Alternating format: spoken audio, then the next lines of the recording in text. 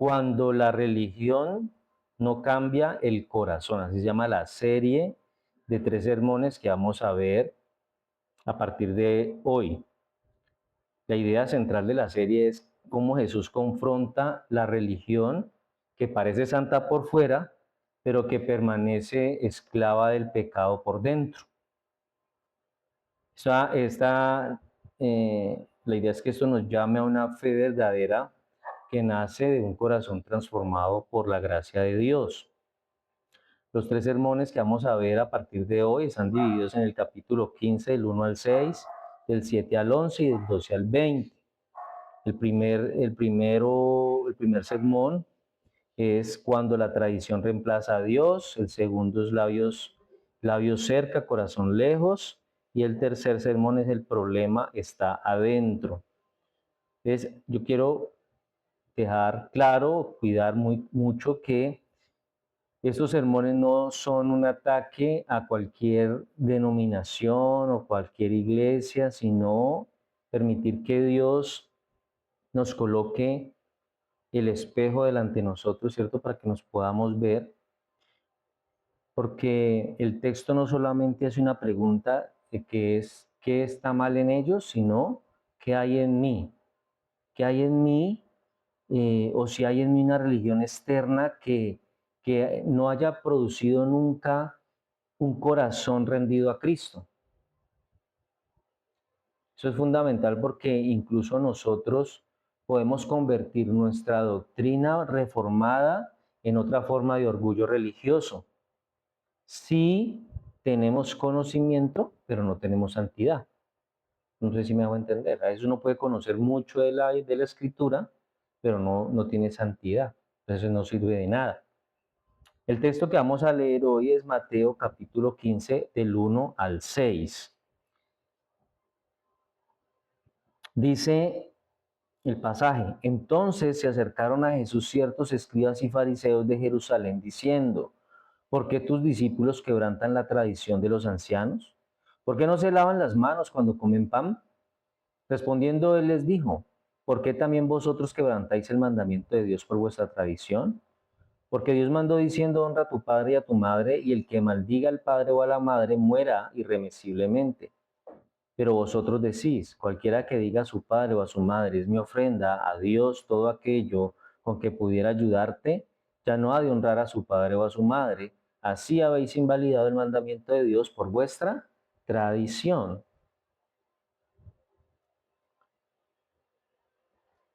Aquí vamos a hablar un poquito también por ahí de lo que nos enseña la Confesión Bautista de Fe de Londres de 1689 en el capítulo 1 de las Santas Escrituras y el capítulo 21 que habla de la libertad cristiana y la conciencia.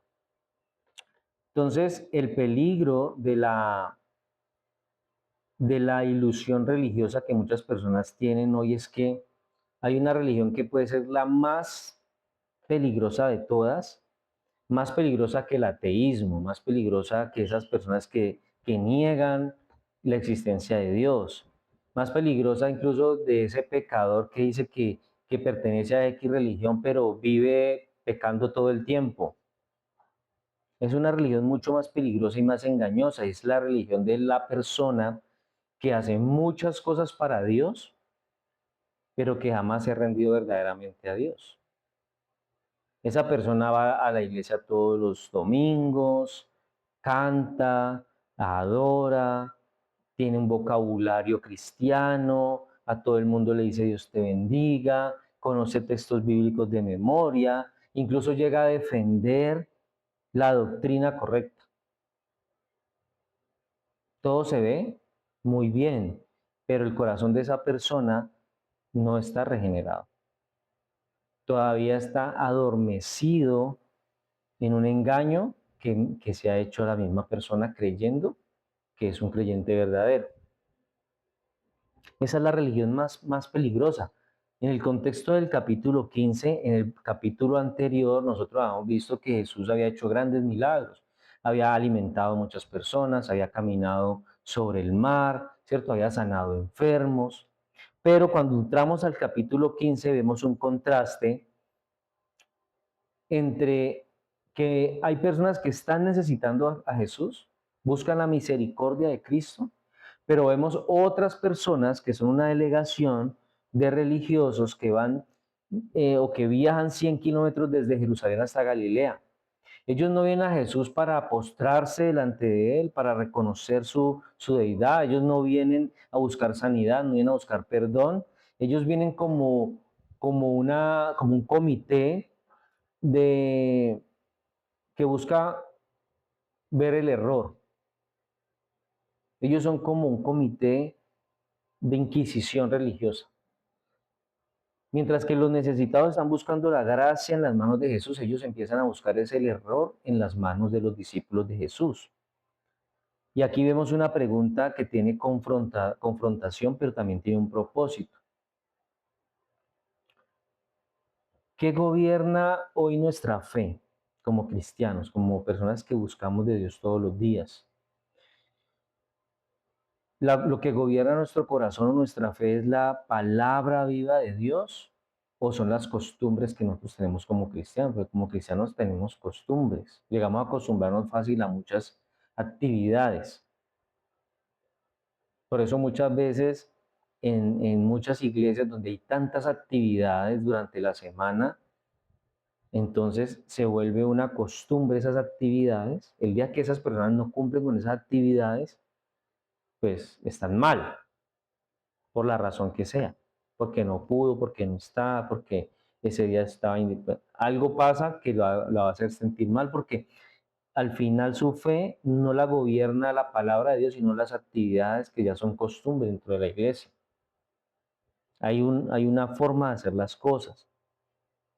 Y eso hace que esas tradiciones, esas costumbres que tienen esas personas en esas iglesias, los hagan sentirse moralmente superiores ante otros que no las hacen. No se puede encontrarse un cristiano que diga es que en mi iglesia los lunes hacemos oración por los hijos, los martes reunión de líderes, los miércoles culto de milagros, el viernes hay reunión otra vez, el sábado hay otra reunión y el domingo nos volvemos a reunir. Porque aquí está el Espíritu Santo y uno dice, uy, pero donde yo voy no hacemos tantas cosas. Entonces allá no está Dios. No quiere decir eso. Por eso hoy lo que vamos a hacer es examinar, vamos a poner bajo la lupa de la Escritura si nuestro cristianismo es verdadero o si hemos dejado que la tradición reemplace a Dios. El sermón de hoy es cuando la tradición reemplaza a Dios. Y el primer punto dice que la religión puede tener mucho celo y estar profundamente equivocada. Dice el verso 1, entonces se acercaron a Jesús ciertos escribas y fariseos de Jerusalén, diciendo, así inicia el verso 1. Entonces aquí hay una ilusión del conocimiento cuando no hay gracia. La ilusión del conocimiento cuando no hay gracia. Estas personas que van de Jesús, estos que se acercaron, dice que ciertos escribas y fariseos, ellos no eran analfabetas bíblicos. Ellos eran los grandes teólogos de su época. Ellos eran los guardianes de la ortodoxia judía. Ellos habían dedicado su vida entera al estudio detallado y meticuloso de los textos bíblicos, de la escritura. Ellos conocían al derecho y al revés de la escritura. Ellos se la sabían hasta de memoria. Ellos conocían las letras. Ellos sabían si había una transcripción errada. Y aunque tenían todo ese conocimiento de la escritura, no conocían al autor.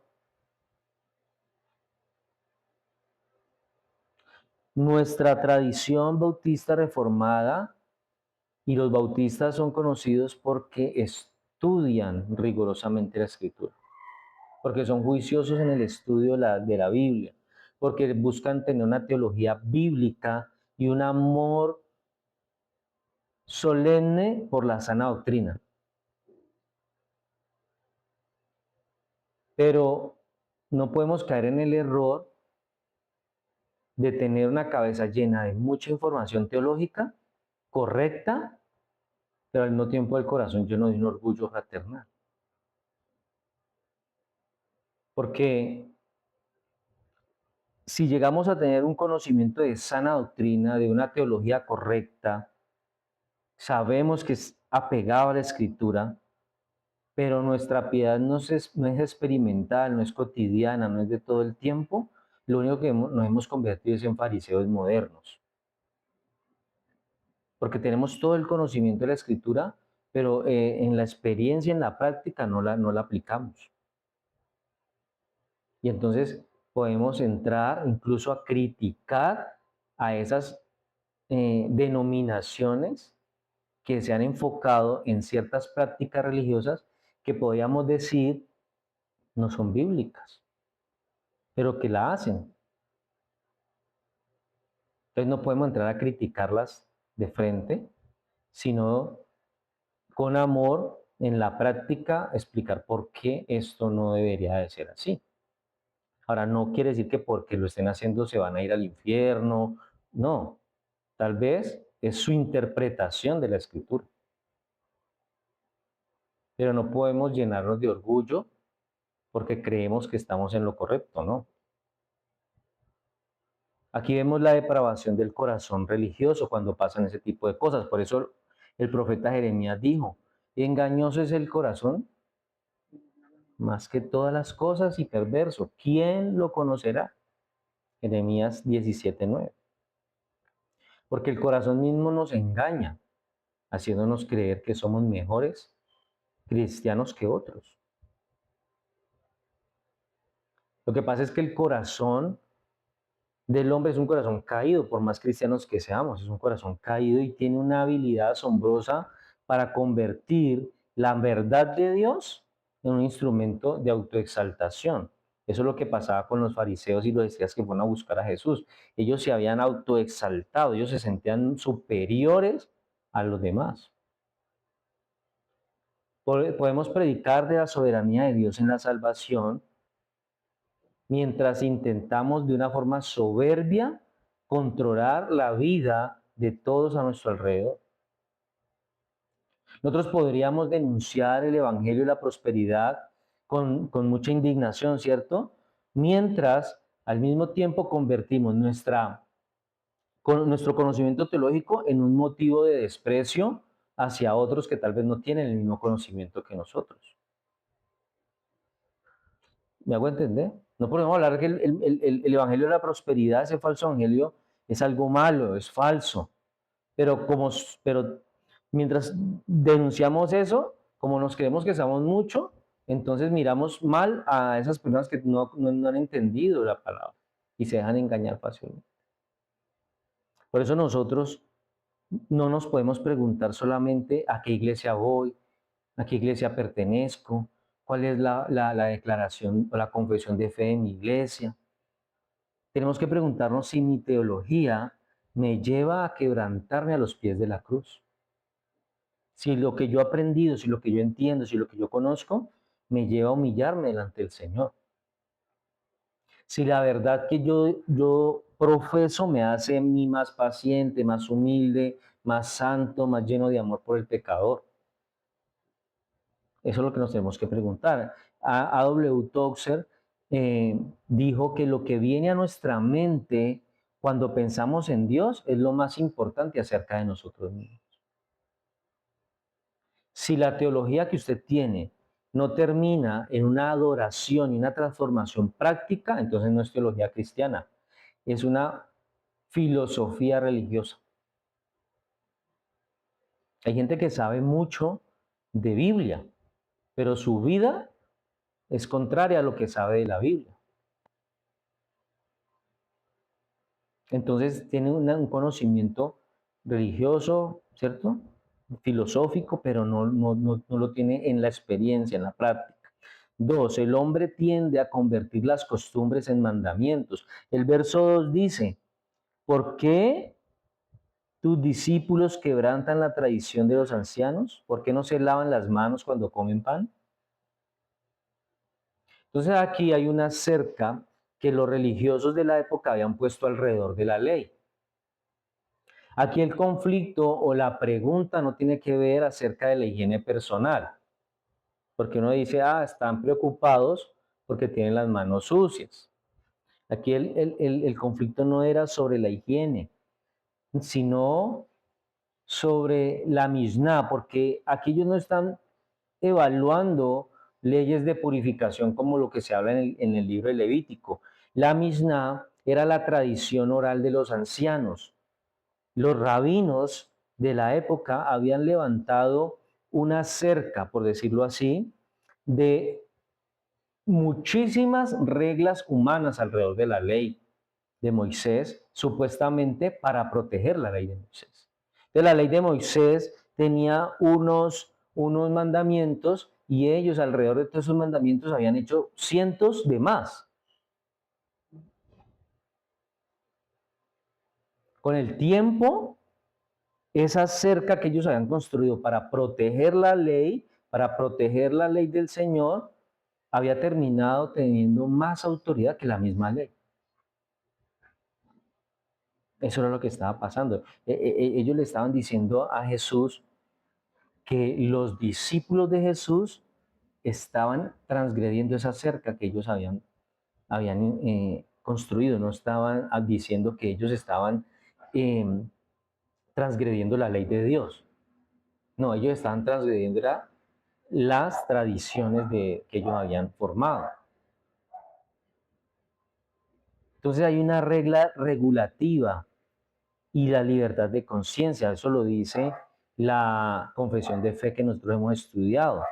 Desde la perspectiva de la confesión de fe bautista, dice en el capítulo 21, en el párrafo 2, que solo Dios es el Señor de la conciencia y la ha dejado libre de las doctrinas y mandamientos de hombres que sean en algo contrarios a su palabra o que estén al margen de ella en materia de fe o de culto. ¿Qué significa? Que cuando la iglesia comienza a hacer exigencias o a colocar unos ciertos preceptos que son humanos como si fueran mandamientos divinos, entonces entra en un pecado grave.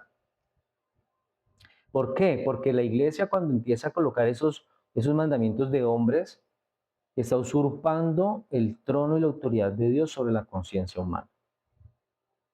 Hay muchas cosas que en iglesia se practican y que no están en la Biblia, pero que si no las hacen, las personas sienten que están pecando, o los disciplinan, o les llaman la atención.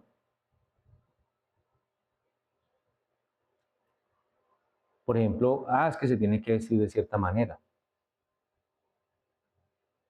Entonces está colocándole una cerca que parece que tuviera más autoridad que la palabra de Dios. Son preceptos humanos que están usurpando el trono de Dios y ya parece que tuvieran más autoridad que la misma palabra. Entonces, aquí vemos una ilustración y una confrontación actual en la iglesia de hoy. ¿Cómo vemos eso en las congregaciones hoy en día? Hablando de esos preceptos humanos. Cuando en una iglesia se juzga la espiritualidad de alguien por un aspecto cultural o estético que la Biblia nunca ha especificado. Es que este hermanito hace mucho show a la hora de la alabanza. Eso no es de Dios. O sea, lo estaban juzgando por una forma en la que él... es que este hermano cuando estamos en la oración, en la alabanza, está ahí como si no se diera cuenta de lo que está pasando. De pronto en su mente le está pasando muchas cosas, pero lo están juzgando por algo como se ve, no por lo que realmente le está sintiendo, ¿cierto? Cuando decimos o cuando se dice en una iglesia, es que aquí siempre se han hecho las cosas así y no se pueden hacer de otra manera. Es que aquí siempre se ha hecho así. Entonces ahí están confundiendo el formato con el mandamiento. Cuando en algunas iglesias imponen cargas o algunos estándares que no son bíblicos a las personas que se congregan en ellas. Entonces lo que hacen es que crean un cristianismo de molde cultural. Haz que en la iglesia se hace así y todos lo hacemos así. Entonces vamos, ¿cierto? Mirando para adelante, haciendo lo que dicen cómo se hace, pero no están siendo formados como discípulos de Cristo. Entonces, cuando la tradición adquiere una autoridad o como la de Dios o parecida, la iglesia entonces deja de formar discípulos de Cristo y comienzas a fabricar personas que tienen que son como robots de una cultura religiosa. Es que se hace así, así, así y ya. No hay otra manera, no hay otra forma. Y el que lo haga diferente es porque no es de Dios. Si en otra iglesia ya lo hacen diferente es porque allá no está Dios. ¿Sí? Entonces, eso es lo que pasa. Se forman cristianos nominales de apariencia, se forman una cultura, pero no hay personas transformadas. No hay discípulos del Señor. Tercero, la respuesta de Jesús, la autoridad absoluta de la palabra. Entonces, en el verso 3, el Señor Jesús les contesta, pero les contesta haciéndoles una pregunta. Respondiendo, él les dijo, ¿por qué también vosotros quebrantáis el mandamiento de Dios por vuestra tradición? Entonces, la pregunta del Señor es diferente. Ellos le están preguntando acerca de la tradición humana, que para ellos los discípulos están quebrantando. Y él les dice, pero es que ustedes están quebrantando el mandamiento, la ley, por una tradición humana. Entonces aquí vemos el enfrentamiento entre la autoridad verdadera y la autoridad falsa. El principio que nos debe regir a nosotros como creyentes es el principio de la sola escritura, que es las 5 solas que en algún momento ya la hemos estudiado acá. Lo que pregunta el Señor aquí es, o Él no está diciendo, o lo podemos hacer así, la estrategia del Señor aquí es que Él aquí no está apoyando el relativismo, como tal vez muchos cristianos hoy lo hacen, como muchas iglesias hoy lo hacen, porque muchas iglesias dicen, bueno, no, es que yo respeto su opinión y cada quien lo hace a su forma. O usted cree así, entonces yo respeto eso, que usted lo crea así, aunque tal vez eso no está bien, no, él les está diciendo a ellos y los está confrontando y expone en un choque directo con ellos, él no se va por las ramas, sino que él va de una al punto y él dice, ustedes están transgrediendo un mandamiento divino. Y ese fue el pilar de la reforma protestante, de la escritura, solo la Biblia, solamente la Biblia, porque la Biblia no es solamente un libro de consejos útiles o de una guía para que usted sea simplemente una mejor persona. No es un libro de autoayuda, de motivación. La confesión de fe declara que la escritura es la única regla suficiente, segura e infalible de todo conocimiento, fe y obediencia salvadores. Ningún concilio, ninguna iglesia, ningún pastor, ninguna costumbre, ninguna tradición denominacional tiene autoridad para obligar la conciencia por encima de la escritura. Si yo como creyente sé que esto que me están diciendo hoy no es bíblico, a mí no me pueden obligar a creer eso. A mí no me pueden obligar a practicar eso. Si yo estoy en una iglesia en la que están empezando a llevar, hacen una práctica, una tradición, una costumbre de algo que yo sé que no es bíblico, cuando yo me doy cuenta de que eso no es bíblico, yo no puedo estar allí. Mi conciencia, mi conciencia está aparte de eso. Por eso al final la pregunta decisiva es, por ejemplo, cuando usted tiene que tomar decisiones en su casa, cuando usted tiene que tomar decisiones en su matrimonio, cuando usted tiene que tomar decisiones respecto a la crianza de sus hijos o dentro de las cosas de la iglesia, hay una pregunta decisiva que nosotros nos tenemos que hacer. No es qué dice la tradición, qué dicen las costumbres, qué dice la gente, qué dice lo que yo pienso, qué dice o qué dictan mis emociones. No, la pregunta que todo cristiano nos tenemos que hacer, cristianos regenerados, ¿no? Es ¿qué dice el Señor en su palabra? Esa es la pregunta que nos tenemos que hacer. ¿Qué dice? ¿El Señor está de acuerdo con esto? ¿Será que en la palabra de Dios esto está correcto? Y por esa palabra es que yo me voy a guiar, no por mis emociones o por mis costumbres. Cuarto, la religión externa oculta la desobediencia y anula la palabra.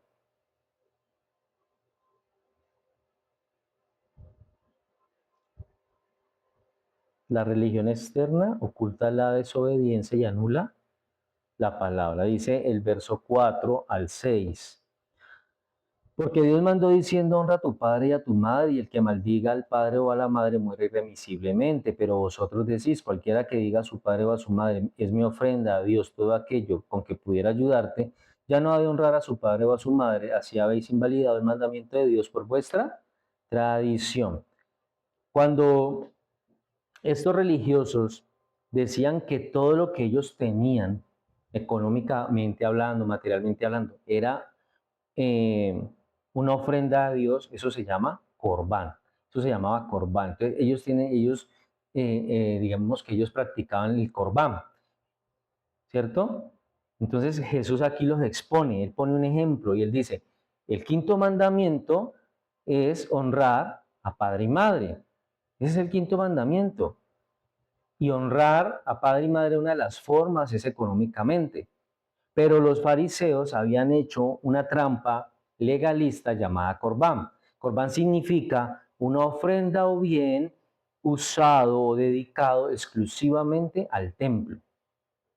Ellos decían, todo lo que tengo es dedicado al templo. Entonces no te puedo dar nada de ahí, papá o mamá, porque todo es para Dios,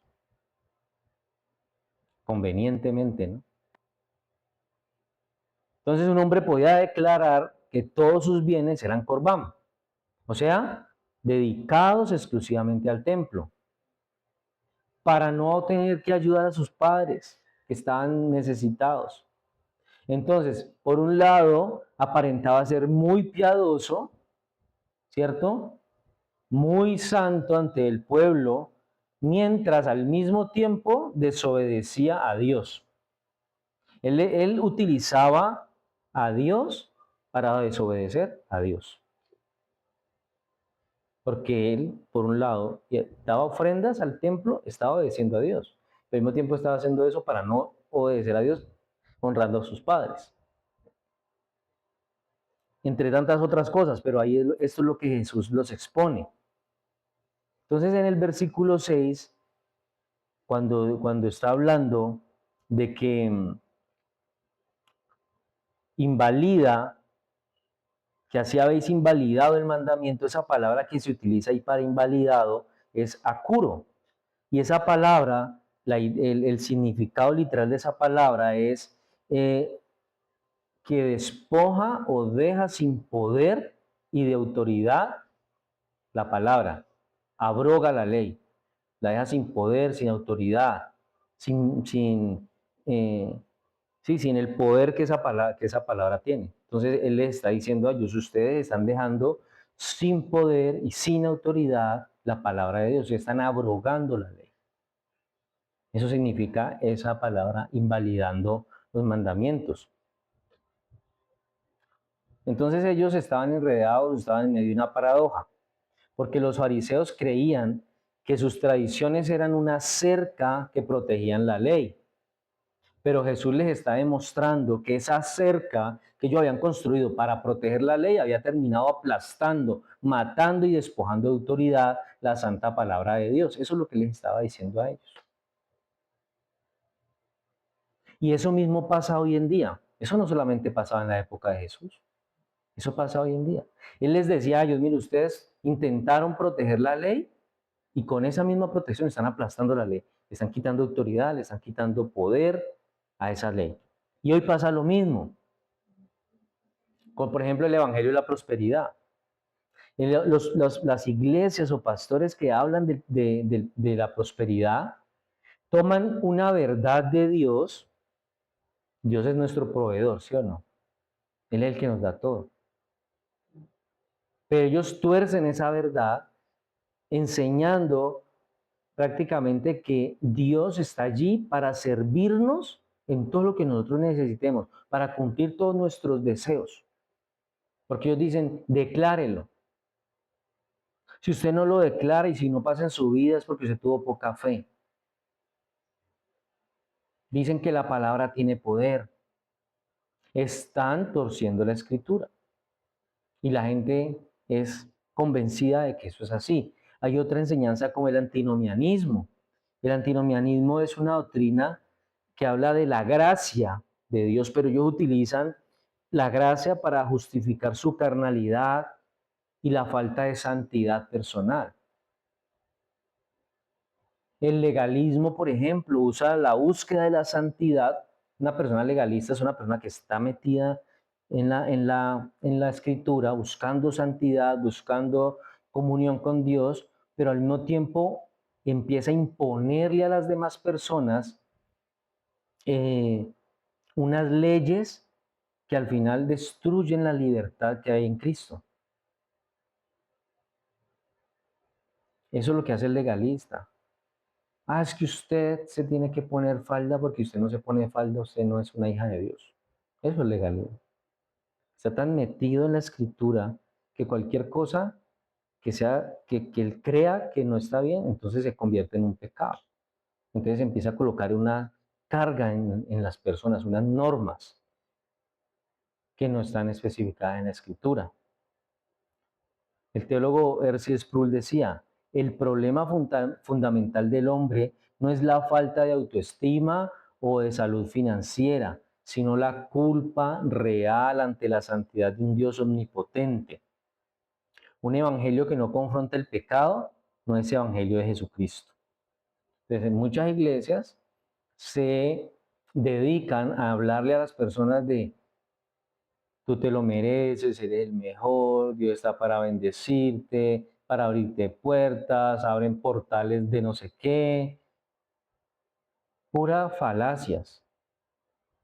Pero las personas que venimos a Cristo no venimos porque tengamos un problema de autoestima o porque nos haga falta dinero o porque no tengamos una casa grande o porque no tengamos casa propia o porque no tengamos ciertas comodidades. Nosotros venimos a Cristo porque tenemos una culpa por el pecado delante de la santidad de Dios.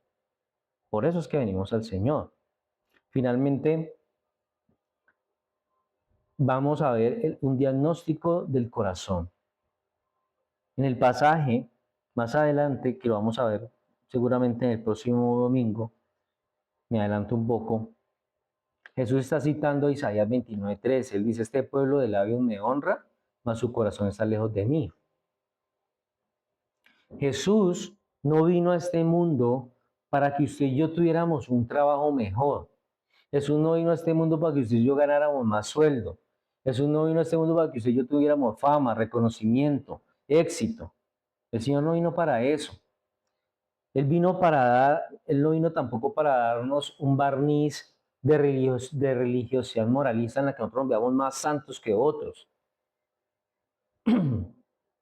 Cristo vino porque nosotros estábamos muertos en nuestros delitos y pecados, porque estábamos inhabilitados para venir a Él en arrepentimiento y fe.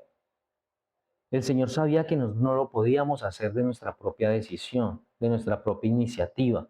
Él tuvo que venir a morir por nosotros porque estábamos en una condición incapacitados totalmente de cumplir la ley de Dios. Por lo tanto, estábamos condenados bajo la justa ira de Dios.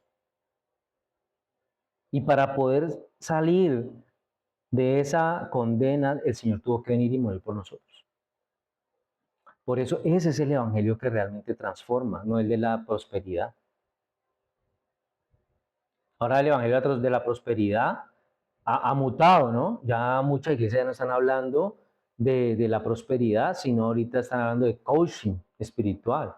Ahora están hablando de escuelas de profetas, de escuelas de videntes. Ahorita están yendo a vender conferencias y cursos para crecimiento espiritual. Pero el evangelio que transforma es el único remedio para el fariseísmo y el legalismo modernos. El único remedio es la gracia soberana de Dios revelada en la cruz. Porque Jesús mismo cumplió perfectamente la ley que nosotros no podíamos cumplir, la ley que nosotros quebrantamos. Jesús nunca usó tradiciones humanas para ocultar el pecado.